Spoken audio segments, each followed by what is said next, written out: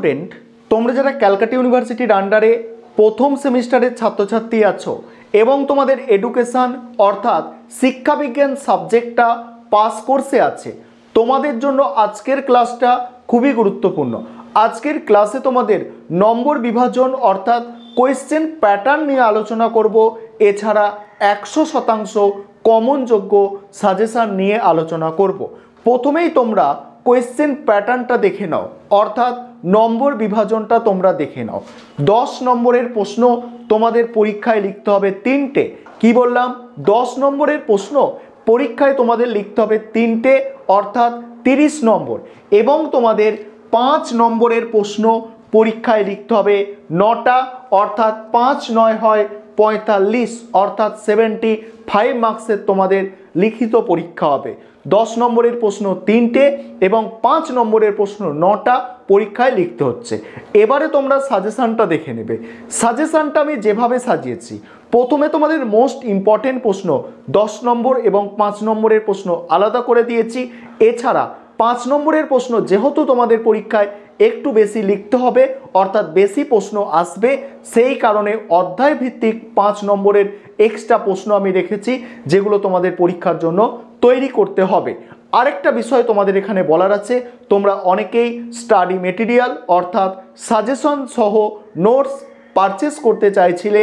তোমাদের বলে রাখি, তোমাদের জন্য সাজেশন সহ নোটস কিন্তু কমপ্লিট হয়ে গিয়েছে শিক্ষাবিজ্ঞান সাবজেক্টের। কেউ যদি পারচেস করতে চাও, অর্থাৎ নোটসটা তোমরা নিতে চাও, সেক্ষেত্রে স্ক্রিনে যে নম্বরটা দেখতে পাচ্ছ এই নম্বরে যোগাযোগ করে 400 টাকা পে করে তোমরা কিন্তু নোটটা পারচেস করতে পারো। চলো তোমরা আজকে সাজেশানটা দেখে নাও। এবারে তোমরা সাজেশান অর্থাৎ প্রশ্নগুলো দেখে নাও।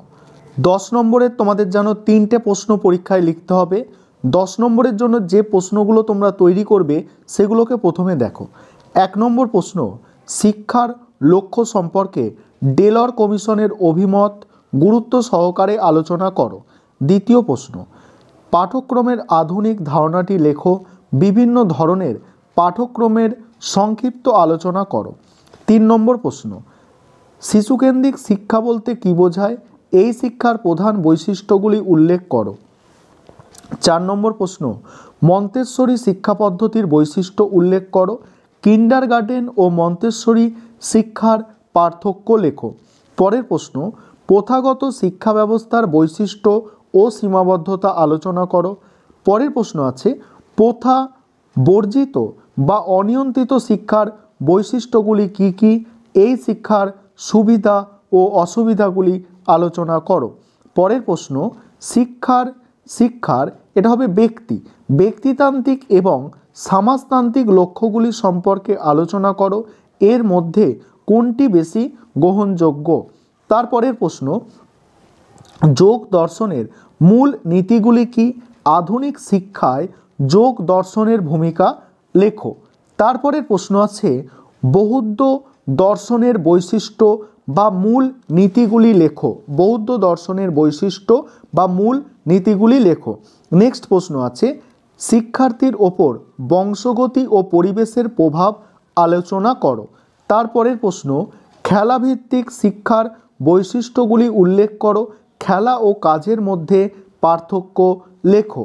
তারপরের প্রশ্ন, আধুনিক ধারণা অনুযায়ী শিক্ষা বলতে কী বোঝো? শিক্ষার পরিধি সম্পর্কে আলোচনা করো। তারপরে দেখো, 5 নম্বরের তোমাদের পরীক্ষায় 9টা প্রশ্নের অ্যান্সার করতে হবে। 5 নম্বরের জন্য যে প্রশ্নগুলো তোমরা তৈরি করবে দেখো। 1 নম্বর প্রশ্ন, ডেলার কমিশনের প্রস্তাবিত শিক্ষার 4টি স্তম্ভ সম্পর্কে আলোচনা করো। পরের প্রশ্ন, খেলাভিত্তিক শিক্ষার বৈশিষ্ট্যগুলি উল্লেখ করো। 3 নম্বর প্রশ্ন, প্রকল্প পদ্ধতির বিভিন্ন স্তরগুলি বর্ণনা করো। 4 নম্বর হচ্ছে কিন্ডারগার্টেন ও মন্তেশ্বরী পদ্ধতির তুলনামূলক আলোচনা। 4 নম্বর, এটা 4 নম্বর গেল। 5 নম্বর, শিশুকেন্দ্রিক শিক্ষার বৈশিষ্ট্যগুলি উল্লেখ করো। 6 নম্বর, আধুনিক শিক্ষার পাঠ্যক্রমে বৌদ্ধ দর্শনের প্রভাব লেখো। 7 নম্বর, পতঞ্জলির যোগ দর্শনের অষ্টাঙ্গ ও মূল নীতিগুলি উল্লেখ করো। তারপরে 8 নম্বর প্রশ্ন, দর্শন শাস্ত্র হিসাবে প্রকৃতিবাদের মূল নীতিগুলি বিশ্লেষণ করো। তারপরে একজন সুশিক্ষকের ব্যক্তিগত গুণাবলী আলোচনা করো। 10 নম্বর শিক্ষার প্রধান উপাদানগুলি ব্যাখ্যা করো। 11 নম্বর দূর শিক্ষার উপযোগিতাগুলি বিবৃত করো। 12 নম্বর শিক্ষার গণতান্ত্রিক লক্ষ্যটি কী। 13 নম্বর শিক্ষা ও কাজের মধ্যে পার্থক্যগুলি উল্লেখ করো। এবার অধ্যায় ভিত্তিক 5 নম্বরের যেসব প্রশ্নগুলো তোমরা তৈরি করবে দেখো, প্রথমে 1 নম্বর অধ্যায় থেকে দেখো শিক্ষার পরিধি বর্ণনা করো। 2 নম্বর হচ্ছে শিক্ষার গণতান্ত্রিক লক্ষ্যটি কী।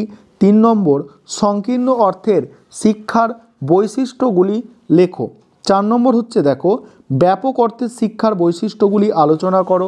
5 নম্বর হচ্ছে শিক্ষার ব্যক্তিতান্ত্রিক লক্ষ্য সম্পর্কে আলোচনা করো। 6 নম্বর হচ্ছে শিক্ষার সমাজতান্ত্রিক লক্ষ্য সম্পর্কে আলোচনা করো। 7 নম্বর হচ্ছে ভাববাদ কি, শিক্ষায় ভাববাদের প্রভাব আলোচনা করো। অধ্যায় 2 দেখো, 1 নম্বর প্রশ্ন শিক্ষার প্রধান উপাদানগুলি ব্যাখ্যা করো। 2 নম্বর হচ্ছে শিক্ষার বিকাশে বংশগতির ভূমিকা লেখো। 3 নম্বর হচ্ছে পাঠক্রমিক সহ পাঠক্রমিক কার্যাবলীতে শিক্ষাগত গুরুত্ব। 4 নম্বর হচ্ছে শিশুর বিকাশে পরিবারের ভূমিকা আলোচনা করো। 5 নম্বর সহ পাঠক্রমিক কার্যাবলীর প্রকারভেদগুলি আলোচনা করো। 6 নম্বর প্রশ্ন প্রথাগত ও প্রথা বর্জিত শিক্ষার মধ্যে তুলনা। 7 নম্বর হচ্ছে প্রথাগত শিক্ষার বৈশিষ্ট্যগুলি লেখো। তারপরে অধ্যায় 3 হচ্ছে মন্তেশ্বরী শিক্ষার ব্যবস্থার বৈশিষ্ট্যগুলি উল্লেখ করো। 2 নম্বর হচ্ছে খেলাভিত্তিক শিক্ষার বৈশিষ্ট্যগুলি উল্লেখ করো। 3 নম্বর কিন্ডারগার্টেন বিদ্যালয়ের বৈশিষ্ট্যগুলি লেখো। 4 নম্বর প্রকল্পের বৈশিষ্ট্যগুলি আলোচনা করো। আর 5 নম্বর হচ্ছে প্রকল্পের পদ্ধতির বিভিন্ন স্তরগুলি বর্ণনা করো। এবার তোমরা যারা ইংলিশ ভার্সন আছো তোমরা সাজেশানটা দেখে নাও। 10 নম্বরের জন্য যে প্রশ্নগুলো তোমাদের তৈরি করতে হবে দেখো সেম প্রশ্ন ইংলিশে ট্রান্সলেশন করা আছে যাতে তোমাদের বুঝতে কোনো অসুবিধা না হয়। দেখে নাও তোমরা 10 নম্বরের জন্য যে প্রশ্নগুলো তোমরা তৈরি করবে। তারপর দেখো 5 নম্বরের জন্য যে প্রশ্নগুলো তোমাদের তৈরি করতে হবে ইম্পর্টেন্ট প্রশ্ন। তারপরে চ্যাপ্টার ওয়াইজ 5 নম্বরের প্রশ্ন। চ্যাপ্টার 1 থেকে তোমাদের টোটাল আছে 7টা প্রশ্ন টোটাল আছে। চ্যাপ্টার 2 থেকে টোটাল আছে তোমাদের 7টা প্রশ্ন এবং চ্যাপ্টার 3 থেকে তোমাদের টোটাল আছে 5টা প্রশ্ন। এই ছিল তোমাদের সাজেশান।